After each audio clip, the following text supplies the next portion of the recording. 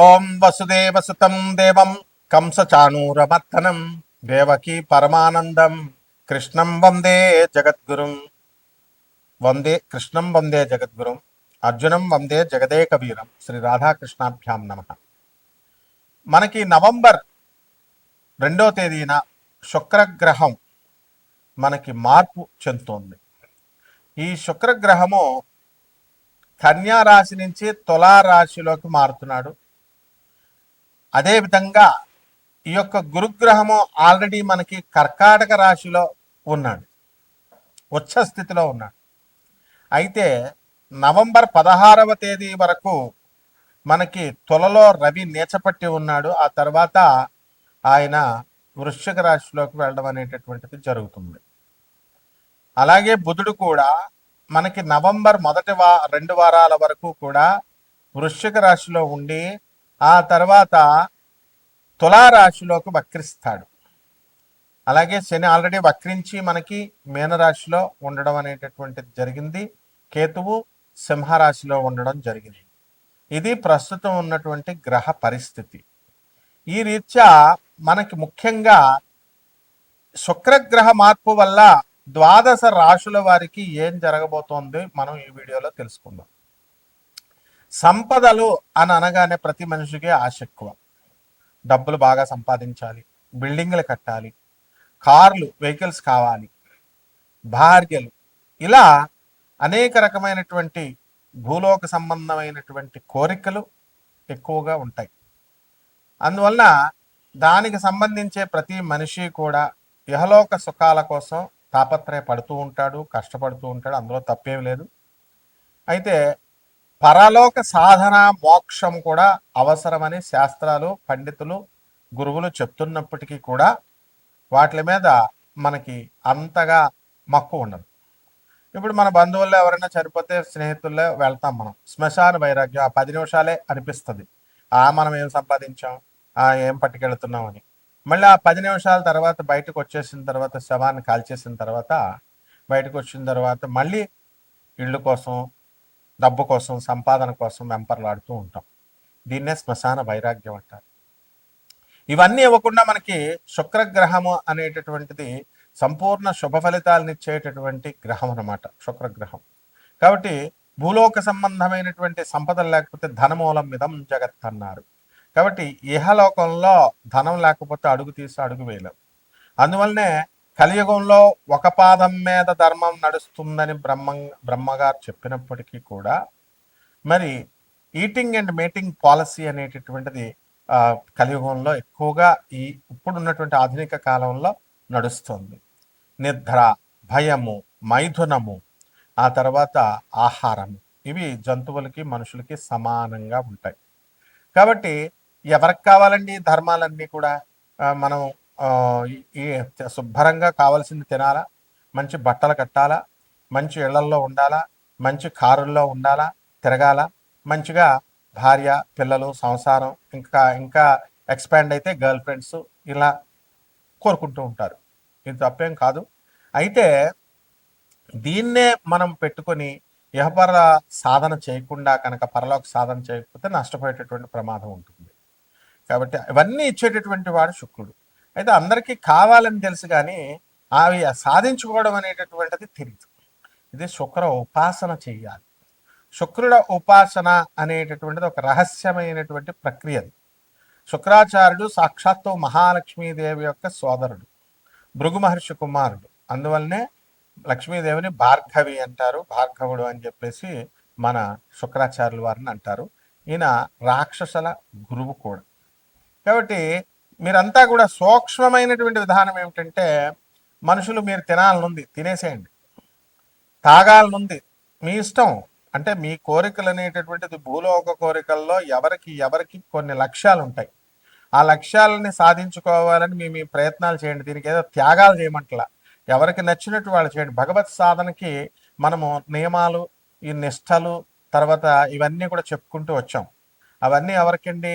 ఆధ్యాత్మికంగా ఎదగాలనుకునేటటువంటి వాడికి. ఈ శుక్రాచార్యుడి పూజలకు అవన్నీ అవసరం లేదు. అంటే మోక్షం కావాలనుకున్నప్పుడు, భగవద్ దర్శనం కావాలనుకున్నప్పుడు మనం ఇవన్నీ చేస్తాం. ఎప్పుడైనా ఉల్లిపాయ తినం, వెల్లుల్లిపాయ తినం, లేకపోతే బ్రహ్మచర్యం పాటించడము, ఇలాంటి ఎథిక్స్, మందు తాగకూడదు, ఎన్బి తినకూడదు, ఇలాంటి నియమాలు మనం పెట్టుకున్నాం. అయితే ఈ శుక్ర సాధనకి వచ్చేసరికి ఇవన్నీ కూడా భూలోక సంబంధమైనటువంటివి కాబట్టి ఇవి మామూలుగా ఈ పూజలు చేసుకునేటటువంటి వాళ్ళంతా కూడా శుక్రాచార్యుడికి ఎన్ని రోజులని చేస్తారండి? ఒక వారం రోజులు తినకుండా ఉంటారు, 41 రోజు తినకుండా ఉంటారు. బ్రహ్మచర్యం ఎన్నాళ్ళు మీరు పాటించుకుని ఉంటారు? సంవత్సరాలు పాటించుకుని ఉంటారా? అదేమిటి, వాళ్ళు ఆధ్యాత్మిక మార్గంలోకి వెళ్ళినటువంటి వాళ్ళంతా కూడా ఫారినర్స్ని మీరు అబ్జర్వ్ చేయండి. వాళ్ళు తిన్నారు, తిరిగారు, ఇహలోక సుఖాలన్నీ అనుభవించేశారు, దాని మీద విరక్తి వచ్చేసింది కాబట్టి ఇప్పుడు వాళ్ళు దైవ సాధన వైపు వచ్చారు, శాచురేషన్ పాయింట్ వచ్చేసింది. కాబట్టి ఏ ఏ విషయాల్లో అయితే మీ గోల్ ఏమిటి అన్నది సాధించుకోవాలి అనుకున్నప్పుడు మీరు ఈ విషయాల మీద దృష్టి పెట్టుకోవాలన్నమాట. అందువలన ఇప్పుడు భక్తికి యోగి కానివాడు భోగి కానివాడు యోగి కాలేడు. అందువలన యోగి వేమన్న చూడండి, అన్నమయ్యను చూడండి, వీళ్ళందరూ కూడా వాళ్ళ భౌతికమైనటువంటి సుఖాలన్నీ అనుభవించిన తర్వాత అప్పుడు మాత్రమే మీరు పరివర్తన చెంది ఎవల్యూషన్ అయ్యి అప్పుడు మహాభక్తులుగా రాణించారు.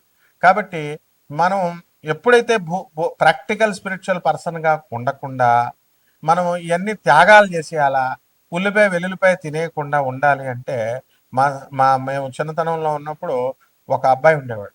అతను వెల్లుల్లిపాయ గురువుగారు తినొద్దన్నారని తినడం మానేసాడు. పెళ్ళయింది, వాళ్ళ పెళ్ళం వదిలేసింది. వాళ్ళ మామగారు వచ్చి ఏమన్నాడంటే, ఈ వెల్లుల్లిపాయ తింటే వీడు నా కూతురుతో ఏం కాపురం చేస్తాడు వీడు, ఏంటిది అని అన్నారు.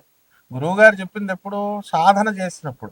అవన్నీ కూడా నీకు భూలోక సంబంధమైనటువంటి ఇవన్నీ రావాలంటే మీరు మీరు మీరు ఏం గోల్స్ అయితే ఉన్నాయో ఆ గోల్స్ అన్నీ కూడా పూర్తి చేసేసుకోండి.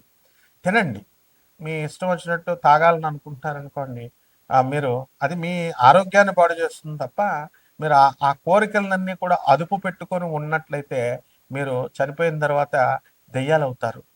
తర్వాత ఆ కోరికలు తీరలేదు కాబట్టి మళ్ళీ జన్మెత్తాల మందుబాబులు అవుతారు. కాబట్టి మీకు నచ్చిన విధంగా ప్రతి వ్యక్తి కూడా, అంటే తాగమని చెప్పడం కాదు ఇందులో ఉద్దేశం, మీరు ఏదైతే కావాలని అనుకుంటున్నారో అవన్నీ మీరు పూర్తి చేసుకొని స్పిరిచువల్గా ఎదగండి. ప్యారలల్గా ఆ ప్రాక్టీస్ నేర్చుకోవాలి. అది నేర్పేవాడే శుక్రాచార్యుడు. కేవలం శుక్రాచార్యుడు కేవలం మిమ్మల్ని తాగండి, తిరగండి అని చెప్పడు. ఆ దేవతల రాక్షసుల గురువయ్యుండి వాళ్ళని ఆధ్యాత్మిక మార్గంలో ఒక ప్రహ్లాదుడిని తయారు చేశాడు, ఒక బలిచక్రవర్తిని తయారు చేశాడు, వాళ్ళకి ఇంద్ర పదవులను ఇప్పించాడు. ఆ ఈశ్వరుడే శుక్రాచార్యుడి రూపంలో వచ్చి బలిచక్రవర్తికి ఇవన్నీ ఇచ్చాడు. కాబట్టి ఈ శుక్రాచార్య ఉపాసన ఎలా చేసుకోవాలి, ఈ శుక్రాచార్యుని మనం ఎలా ప్రసన్నం చేసుకుంటే మనకి ఇళ్ళు కట్టాలనుకున్న వాళ్ళు ఇళ్ళు కడతాము, స్థలాలు కట్టాలనుకున్న వాళ్ళు స్థలాలు కడతాము, కొంటాము. ఇలాగే పెళ్ళిళ్ళు కావట్లేదండి అంటే మరి మీరు ఏమైనా దాన ధర్మాలు ఇవన్నీ చేశారా మీరు? ఇప్పుడు అందరికీ తెలుసు, పేదవాళ్ళకి దాన ధర్మాలు చేయాలా, సాధువులకి దాన ధర్మాలు చేయాలా, తర్వాత వికలాంగులకి జాలితో ఉండాలా, దాన ధర్మాలు చేయాలా, సాధువులకి పేదవారికి వికలాంగులకి చేయాలి. మరి మీరు చేశారా? మంచి పీక్ స్టేజ్లో ఎవ్వరూ ఉండరు.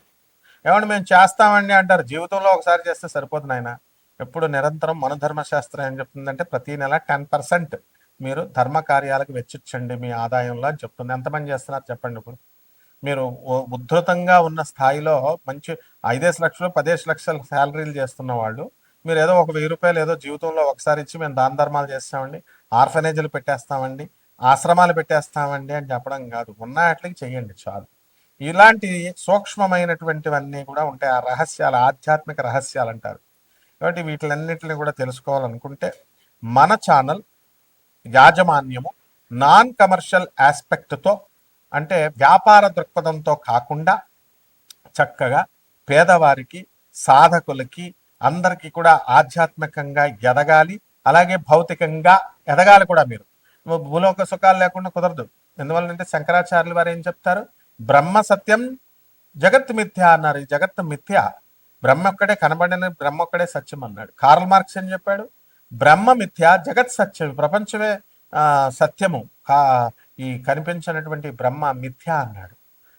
జగద్గురువులైనటువంటి ప్రభాత రంజన సర్కార్ ఆనందమూర్తులు గారు ఏమన్నారు? జగత్ సత్యం, బ్రహ్మ సత్యం, జగదభి సత్యం అన్నారు. ఈక్వల్ ఇంపార్టెన్స్ ఇవ్వాలి. ఇలాంటి ఈక్వల్ ఇంపార్టెన్స్ ఏ విధంగా ఇవ్వాలి? మీ అప్పులు తీరట్లేదు, మీ అప్పుల బాధలు ఎలా పోవాలి మేము చెప్తాం. మీరు ఇళ్ళు ఎలాగా కొనుక్కోలేకపోతున్నారు, ఎలా కొనుక్కోవాలి మేము చెప్తాం. అంటే దీనికి సంబంధించి మనకి ఇక్కడ డబ్బులు ఉంటే సరిపోదు, యోగాలు కూడా ఉండాలి. ఆ యోగాలు ఉంటే సరిపోదు, జాతకంలో వికసించాలి. గజకేసరి యోగం కొన్ని లక్షల మందికి ఉంటుంది. అందరూ ఎక్కి అందరూ చీఫ్ మినిస్టర్స్ అవుతున్నారా? యోగం కూడా వికసించాలి. ఇలాంటి విషయాలన్నీ కూడా నాన్ కమర్షియల్ ఆస్పెక్ట్తో అవన్నీ సూక్ష్మ రహస్యాలు మేము చెప్తాం.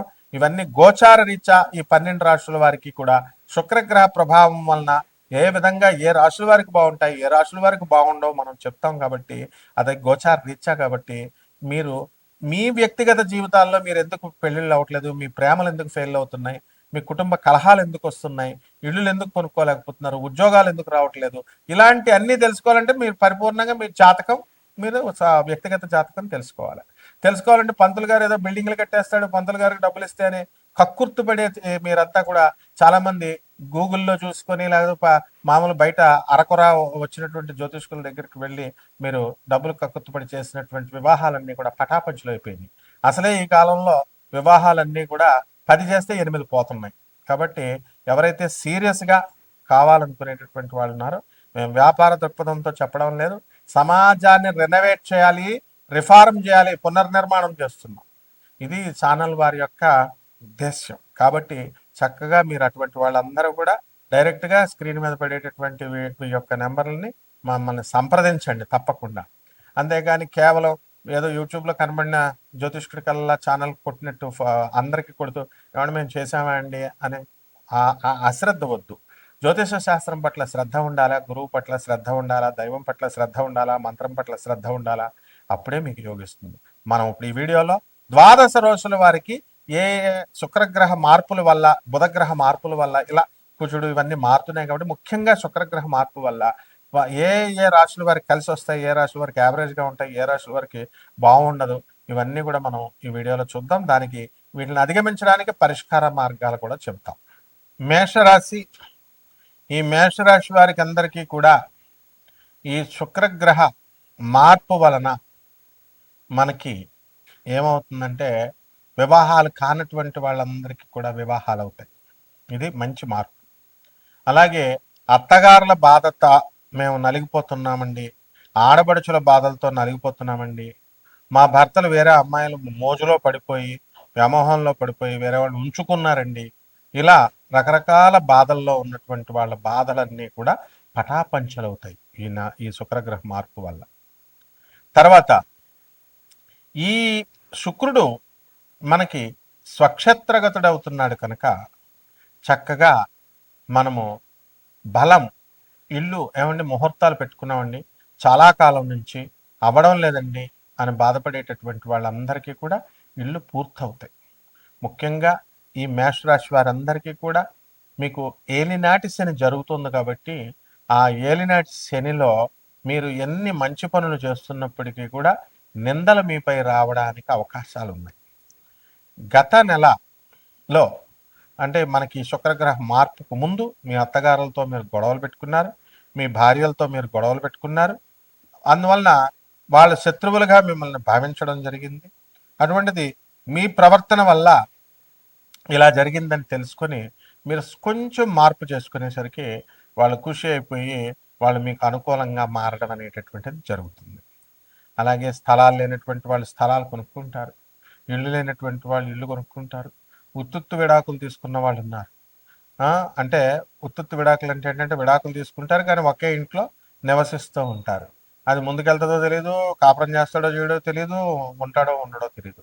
ఇలాంటి వాళ్ళందరికీ కూడా పాపం ఈ వీడియోలో ఉత్తుత్తు విడాకుల వల్ల మా ఆయన మార్పు వస్తుందేమో అని ఎంతో ఆశతో ఎదురు చూసేటటువంటి మహిళామూర్తులు చాలామంది ఉన్నారు. కాబట్టి అటువంటి వాళ్ళందరికీ శుభవార్త, మీ భర్తలు వేరే వాళ్ళతో వ్యామోహంలో ఉన్నటువంటి వాళ్ళందరికీ కూడా వికర్షణ జరిగి వాళ్ళు మీ వైపు రావడానికి అవకాశాలు ఉన్నాయి. ఇలాంటి అనేకమైనటువంటి మార్పులు చేర్పులు మీ వ్యక్తిగత జీతకాల్లో మీరు తెలుసుకోండి. అంతేగాని మొత్తం ఏమండి ఇంతేనా అండి, మొత్తం 2 నిమిషాలైనా అండి అది కాదు, ప్రసాదం ఎప్పుడు కొంచెమే పెడతాం, మొత్తం పూర్తిగా తెలుసుకోవాలా. ఇక పరిహారాల దగ్గరికి వచ్చేసరికి ఏలినాటి శని జరుగుతుంది కాబట్టి ఆ యొక్క శనీశ్వరుడికి జపం చేసుకోండి, శని స్తోత్రాలు చదువుకోండి, శనికి కిలోంపావు నల్ల నువ్వుల్ని నల్లని వస్త్రాన్ని పేద బ్రాహ్మడికి శనివారం నాడు ఉదయం 8 గంటలకి దానం చేసుకోండి. దశమహావిద్యల్లో ఒకటైనటువంటి మహాకాళి అమ్మవారి యొక్క మంత్ర జపాన్ని మీ ఇళ్లలో చేసుకోండి. ఈ విధంగా రావి చెట్టు చుట్టూ ప్రదక్షిణాలు పగలపూట చేసుకోండి. ఇలా ఇంకా కొన్ని రెమెడీస్ చెప్తాం. ఇవన్నీ కూడా చేసుకున్నట్లయితే మీకు ఈ రాశి వారికి బ్రహ్మాండంగా ఉంటుంది ఈ యొక్క శుక్రగ్రహ పరివర్తన అనంతరం. శుభమస్తు.